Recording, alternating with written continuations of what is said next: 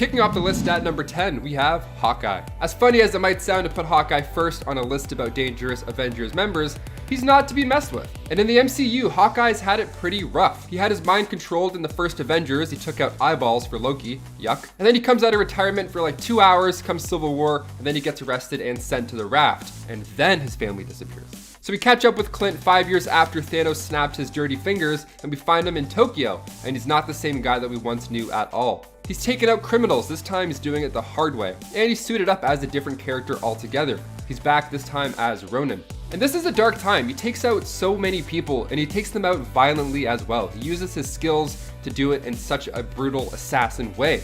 I mean, I know you're upset because your entire family disappeared while you were eating hot dogs with mayo. That's fair, but so was the rest of the world, okay? They were affected too. Stick to the arrow, leave the hood and the sword down. Stay Hawkeye, stay nice. And before we continue on with this list of dangerous Avenger members, guys, if you want to go ahead and give this video a thumbs up, that would mean a lot. It helps this channel out so much. You guys are awesome. Thank you so much. Now let's get right back into this list. Number 9, Bucky Barnes. Near the end of World War II, Bucky and Cap were trying to disarm a bomb on a plane while taking down Baron Zemo. Now the bomb went off, hurling Steve and Bucky into the freezing waters, and well, as for Cap, you know his story. He remained frozen, came back out of the ice years later, still mentally and physical at his peak, but this wasn't the case for Bucky. His body fell into the freezing waters, and at the time, a Soviet spy submarine was in the area crossing between the English Channel, so they scooped him up, made him a fancy new metal arm, brainwashed him, and turned him into a brutal assassin with the help of Hydra's own super soldier serum. He joined the Avengers officially in the New Avengers issue 48. Now, Bucky is of course considered an Avenger now in the MCU, but during the Civil War storyline, we saw just how brutal he could be as an assassin. He took out all of the Avengers once he broke out with Zemo's help. Number 8, Sentry. He made his first appearance in Sentry issue 1. Meet Robert Reynolds. He was a struggling addict who made his way into a laboratory and discovered something called the Golden Sentry Serum. And then he got the surprise of a lifetime when he was given the power of 1 million exploding suns. Now that plus a homemade costume equals superhero. Sounds pretty good. But he's a quite dangerous superhero. I mean, of course, the whole million sun thing. Robert fought alongside the X-Men, the Fantastic Four, and then of course, the New Avengers. Things changed for Robert when Norman Osborn decided to put together a team of his own. This was the Dark Avengers where he made the switch. Sentry's a pretty powerful being as well. I mean, he was once a horseman of death, where he even considered himself as the heir to Apocalypse, so he's up there. Number 7, Wolverine. James Howlett, a Canadian mutant and popular member of the X-Men who we all should know by now. He describes himself as being the best at what he does, but what he does isn't very nice. He has an accelerated healing factor, sharp senses, sharp claws, and of course the adamantium coating on his bones thanks to the Weapon X program. So the claws are what make Logan unique. He is a fierce, brutal warrior with them, and he has the rage of a beast and the soul of a samurai. Put that all together and you have quite a fierce Avenger. He joined the Avengers in New Avengers issue 6. He obtains the Muramasa blade, and so begins his quest for revenge. He's pretty dangerous too, the whole healing factor, the rage, his memories coming and going. I'm really hoping that with Deadpool 3 in the Marvel Cinematic Universe, now that Marvel has him back, I really hope we can see the Avengers recruit these mutants on the big screen as well. It'd be fun to see them together. After all, Deadpool 3 was supposed to be a road trip with them too as well, so we got to see somewhat of a version of that. Number 6, Mockingbird. Barbara Morse made her comic book debut in Astonishing Tales issue 12. She studied at Georgia Institute of Technology, specializing in biology, and she worked with Dr. Wilma Calvin on Project Gladiator. Now the project was set to recreate the super soldier serum that created Captain America. Everybody was trying this. It worked and failed multiple times. But during this time, S.H.I.E.L.D. trained Bobby to be a spy.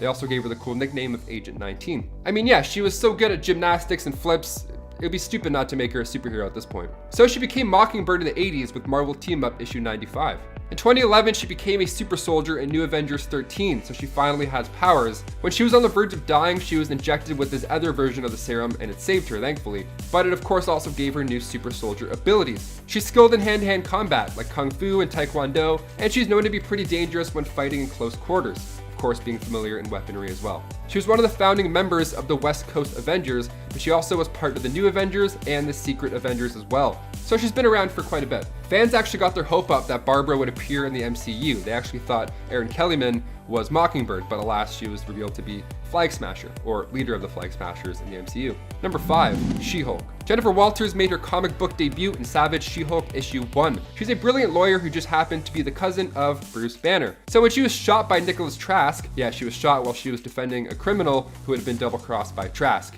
And she was also spreading rumors that she had enough evidence to lock away Trask, so he lashed out and shot her. So now, in order to save her life, a blood transfusion was required from none other than her family, the Hulk himself. She joined the Avengers in issue 221. Now, what makes Jen Walters stand out as a Hulk is that she's able to control her abilities, unlike Bruce. Tatiana Mason Lee is actually set to play the powerful Avenger in Disney's upcoming She-Hulk, set to release in 2022, and I can't wait to see how powerful she is on the big screen as well. Number 4, US Agent. John Walker, perhaps one of the most dangerous members to ever join the Avengers ranks. We're seeing this unfold currently in the MCU in Falcon and the Winter Soldier. So this war hero in the show was nominated to become the replacement of Steve Rogers, and this happened in the comics as well. This happened when Steve Rogers had to abandon his identity due to the Red Skull's manipulation of the Commission on Superhuman Activities. So somebody had to suit up, so the government needed this new figure, and in issue 333 of Captain America, titled The Replacement, we saw just who that was.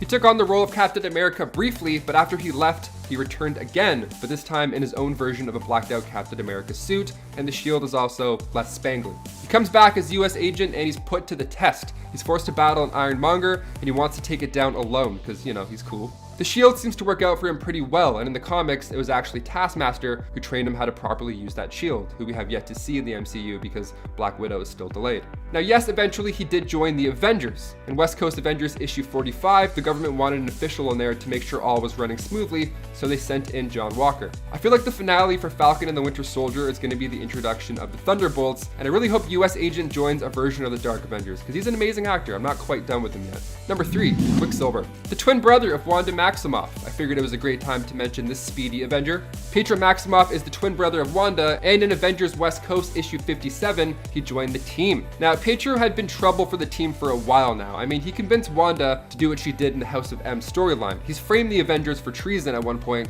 and he was fully okay with exposing his daughter Luna to Terrigen. He's kind of the worst. That's actually how Luna got her abilities, but still, bad parenting 101. In West Coast Avengers issue 33, Magneto's bloodline got the best of him, and he got fellow Avengers captured by the communist gang. Even in the MCU, Quicksilver was first introduced as a villain. He and Wanda were actually both Team Hydra in the start. Now his super speed is not to be toyed with. He's quite powerful. In Marvel Zombies, Quicksilver gets tricked by Mystique, he gets bit, and then with his incredible speed powers, he's able to turn everybody into zombies all around the world within minutes. The situation went from bad to unstoppable thanks to Quicksilver. Number 2, Scarlet Witch. She's a daughter of Magneto and the twin brother of Quicksilver, who I just mentioned, so now's a pretty good time to mention her as well. She was on her father's Brotherhood of Evil Mutants, but most of us would consider Wanda one of the strongest Avengers. She's one of the biggest Marvel characters ever, and during those events of M-Day, she spoke 3 words: no more mutants. And just like that, a mass amount of mutants were depowered, or worse.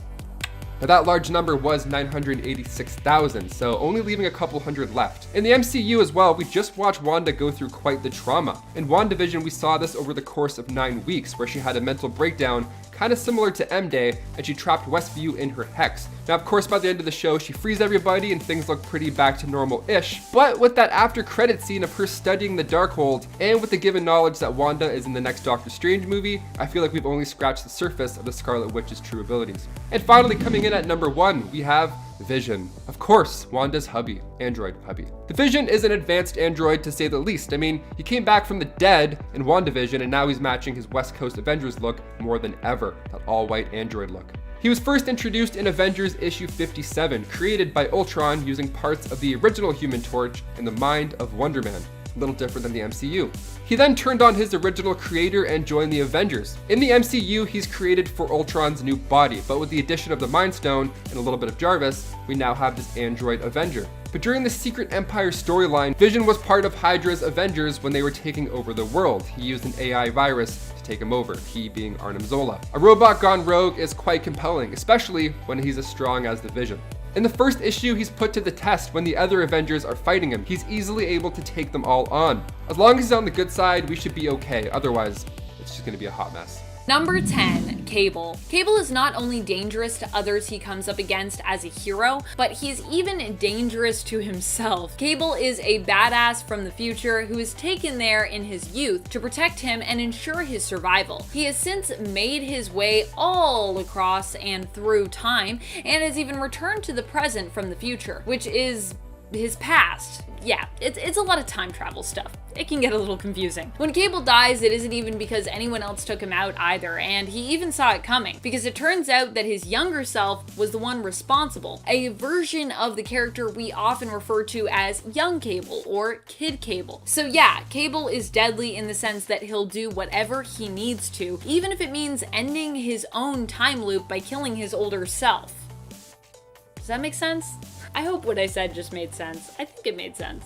Number 9, Old Woman Laura. X-23's future self ends up in a much nicer alternate future reality than her genetic father Wolverine. Old Man Logan's reality? Wasteland, lots of death and people who have gone insane. Cannibalism. Old Woman Laura's reality? A sort of futuristic paradise where Kamala Khan ends up as president. But even still, her future isn't perfect, because Laura is dying. Her genes have become unstable in her old age due to a flaw in the cloning process that made her. Not so good. The other thing that's not so good? Doom is holding the people of Latveria hostage, and it's up to Laura to put a stop to it. This version of Laura from the future is just as deadly as her main continuity counterpart, but with added years of experience, and is willing to do whatever it takes to defeat Doom, even if it means killing him and possibly sacrificing herself to do it. And friends, before we move on to this next spot, if you love time traveling as much as I love time traveling, click that like. Every time you click that like, there's a chance you could go back in time. That's not true, but wouldn't it be cool if when you clicked like on videos, you could time travel? That would be pretty cool. Number 8, Old Man Logan. Old Man Logan stays a hero in the future, but only because he doesn't have much other choice, really. Really, all Logan wants to do is live his life without having to think too much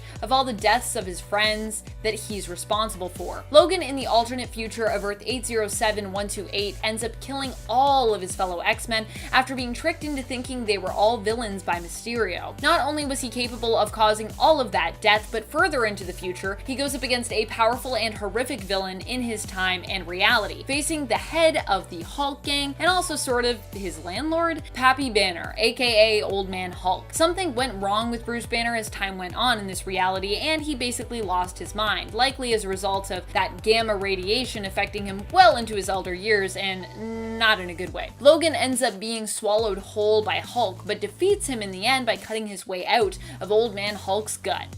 It's pretty gross.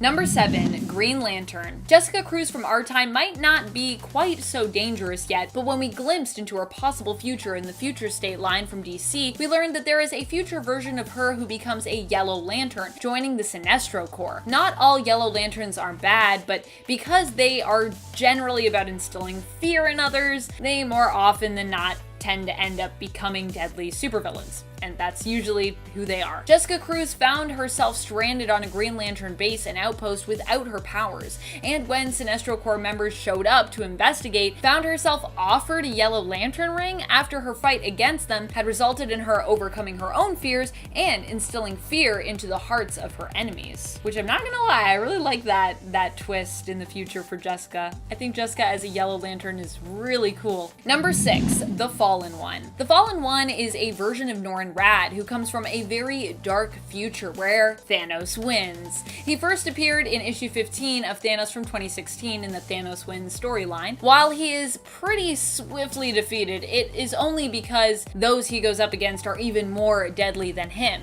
And even then, it takes a few issues before the fight against him is actually concluded. So it's not like you're in, you're out. It's not a one and done. It's a few issues. Norrin Rad, aka the Silver Surfer, became the Fallen One after he was imbued with black matter and also boasts, of course, of the power cosmic, in addition to wielding Thor's hammer Mjolnir. He also comes leading the charge of the Annihilation Wave, so he's got a lot going on. He got all this power in the hopes of standing a chance in the final showdown with Thanos, as one of the last beings left alive in the universe, one of the final people to actually fight him. Sadly, he does fail, but he still manages to look deadly and badass while doing so. So, you gotta give him some points for that. Number 5, Superman. John Kent in Future State takes up the mantle of Superman after his father. This also happens after his father left Earth, and many of those who he helped believe that he actually has gone missing, possibly to never return. That's what people think is going on with OG Superman. Well, we skip through the future timeline and Future State with this version of John from this future being shown as a very heroic character. We also see some things that he does in this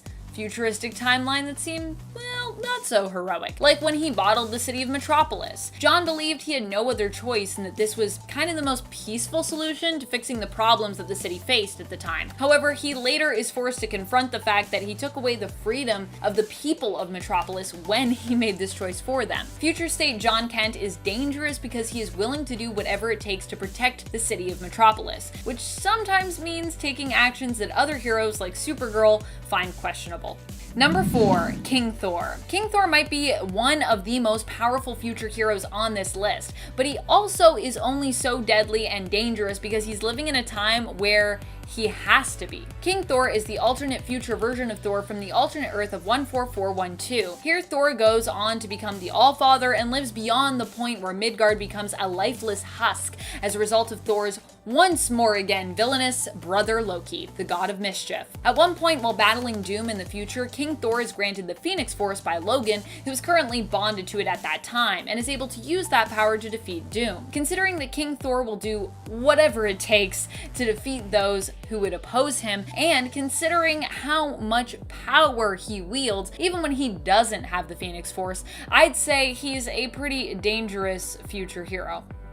I wouldn't want to go up against him. Number 3, Cosmic Ghost Rider. I would say Cosmic Ghost Rider is one of the most dangerous heroes on this list because he's not entirely mentally stable, which also makes him a lot more unpredictable. Cosmic Ghost Rider was originally Frank Castle, aka the Punisher. When Thanos attacked Earth, Frank made a deal with Mephisto, following his death, to become a spirit of vengeance, a Ghost Rider, so that he could return to Earth and get revenge on Thanos for all of the people on Earth that he had killed. However, by the time Frank returned to Earth, there was basically nothing left to avenge, and Thanos had already left, leaving the planet empty and desolate. Frank wandered as a Ghost Rider for years, and in his solitude, lost his mind. He would go on to become a Herald of Galactus in an attempt to defeat Thanos, but would eventually submit to being Thanos' Herald after realizing that fighting against him was pretty pointless. Number 2, Booster Gold. Booster Gold is demonstrably dangerous as a hero from the future, mainly because he has no idea what he's doing. He has tons of knowledge of what is meant to happen in the main continuity and present day that he traveled to from the future, but he has no idea of how messing with the past timeline or anything like that could affect the present day or its future. We see how dangerous he can be when he attempts to even do good, like saving Bruce's parents in the past so that they can be there for his wedding. Unfortunately, in doing so, completely messes with the timeline to the point that Booster is actually forced to travel back in time and make sure that Bruce's parents are killed, and that poor young Bruce is basically there to witness their deaths. It's also kind of implied that Booster being there and fixing all of that is actually what caused their deaths. It's pretty crazy, it's pretty trippy. Booster might have some valuable knowledge as someone from the future, but he doesn't have the finesse needed to know when the timeline can be tweaked and when it should be left alone to avoid catastrophes from manifesting in the future. Basically, do not let Booster time travel and mess with the timeline. It is not a good idea. Number 1, Iron Lad. Iron Lad is not specifically from the future, but he does go on to become a very dangerous villain who returns from the future. Iron Lad, who was a member of the Young Avengers, it turns out is actually destined to become Kang the Conqueror, who has many different villainous personas throughout the years. I won't go into them right now, but you know some of them. And he's also known for his time travel antics. He often travels back through to the past from the future to enact all kinds of elaborate plots. As a Mortis, he had a hand in creating White Vision. Kang also at one point turns Iron Man evil, brainwashing him into becoming his loyal servant and villainous right-hand man. He's basically behind a lot of evil things that you're like, what is even happening here? And then it'll be like, haha, it was Kang the whole time. Possibly what we'll see in the MCU. I'm placing my bets, because sadly I don't think I'm getting Norman Osborn in this phase. Number 10, X-Man. It's not a deadly superhero list without at least one Gray or Summers offspring making the cut, and X-Man is both, genetically speaking at least. X-Man is Nate Gray, who hails from the Age of Apocalypse reality of Earth 295. He is known as X-Man, and is also sometimes referred to as Mutant Jesus. So I think you can imagine what we're working with here. Nate Gray was created by the Mr. Sinister of his reality using the genes of both Jean Grey and Scott Summers. He represents the greatest potential in terms of power for their offspring. But despite being created by Sinister using Grey and Summer genes, he was actually raised by AOA's Forge. Nate Grey is a reality warper, and a mighty one at that. Reality warpers, especially stable ones like Nate, would be extremely dangerous to have in the MCU because they would be limitless in terms of what they could do. Especially Nate Grey, he is very much limitless. And friends, before we move on to our next spot on this list, if you love what we do here at Top 10 Nerd and you love when we talk about comics, be sure to let us know you love us by subscribing. And that way you don't miss out on any of our awesome content. Yay! It's a win-win. Number 9. Amass. Amass is one of my favorite new mutants that I've met in the last little while. They appear in the current Marauders run that started this year in 2022 and is written by Steve Orlando. Amass was created by Orlando and Eleonora Carlini. This mutant is wild. We don't know that much about them yet, but what we do know is that they can basically combine mutant powers and mutants together, hence their name of Amass,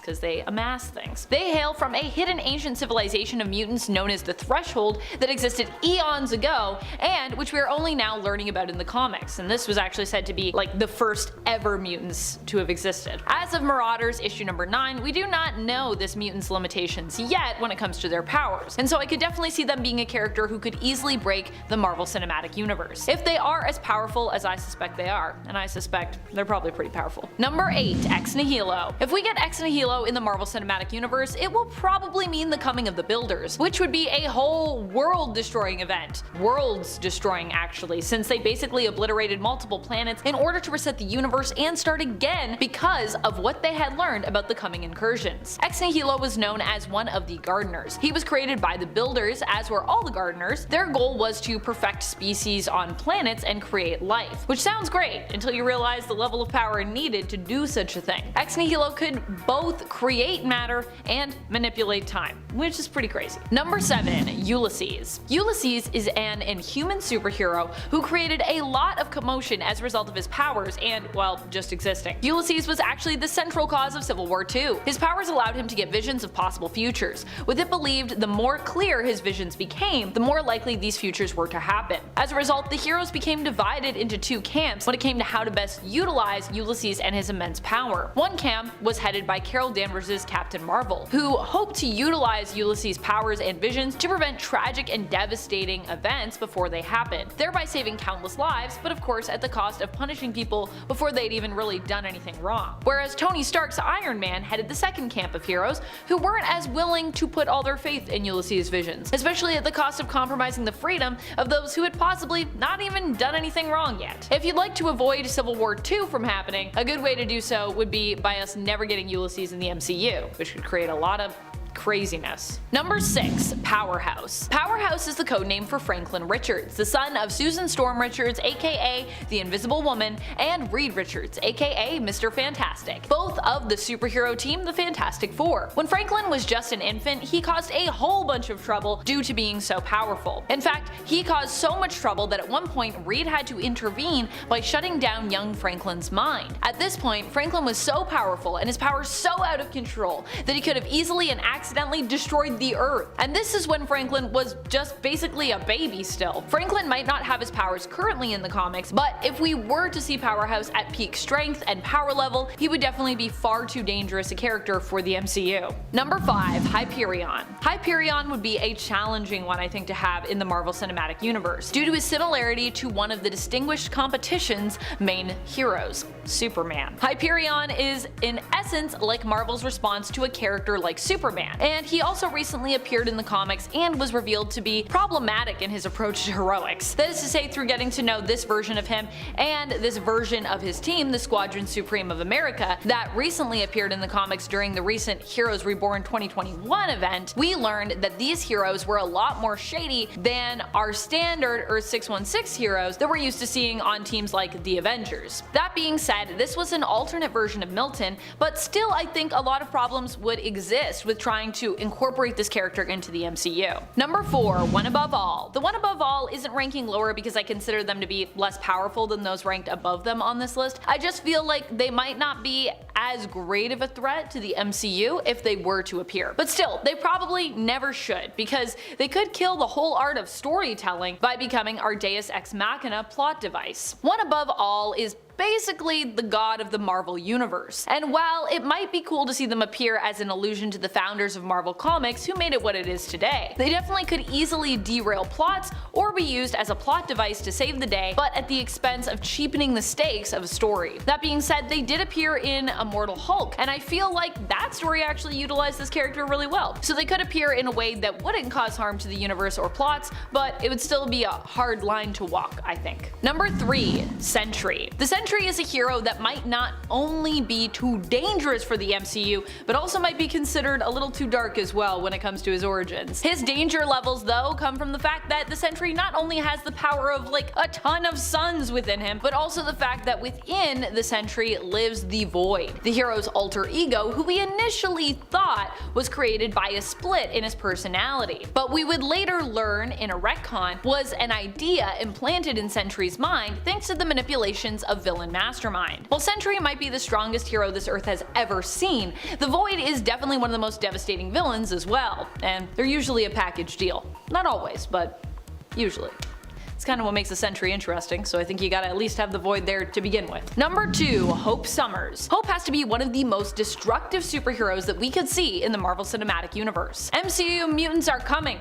Eventually. Kamala Khan is already implied to be one of them as per the origin story her creators always wanted for her in the comics, but got denied at the time of her creation due to the push of the Inhumans in comics, as you know, the rights to the X-Men and the mutants were all wonky due to Fox's involvement. But now the mutants are back with Marvel thanks to their partnership with Disney, who acquired Fox, and all is well. But not if we get mutants who then get erased from existence by House of M. Hope was originally known as the Mutant Messiah. She was the first mutant baby to have been born since House of M, and her powers put her on another level when it comes to heroics. She can take on the power of any other mutant in her vicinity, and get those powers at peak level and skill set. Add in the fact that Hope's birth also caused an all-out war between the mutants during Messiah Complex, and yeah, having Hope in the MCU would both be challenging and be probably pretty dangerous. Number 1. Squirrel Girl. Despite no longer being fully considered unbeatable thanks to a fight in the Fantastic Four where it's implied that Squirrel Girl was beaten off panel, Squirrel Girl still has beaten a lot of big names when it comes to villains in Marvel Comics, and has also helped to reform some major ones as well. In fact, this is kind of Dorian's like whole secret to success when it comes to beating her foes. She usually does so by befriending them and encouraging them to do and be better, which usually, you know, just defeats them by making them good people. She's inspirational, and hey, it's contagious. And while she has lost once, I think her track record of beating almost all villains she runs into makes her simply too dangerous for the MCU. I mean, almost no one would be able to stand against her. Doesn't matter who shows up, Thanos, Kang, she'd be like, look, why don't we just have a conversation, and then it would all be resolved. Like Black Panther in What If, when he was Star-Lord and he was like, I just had a conversation with Thanos and then we fixed it.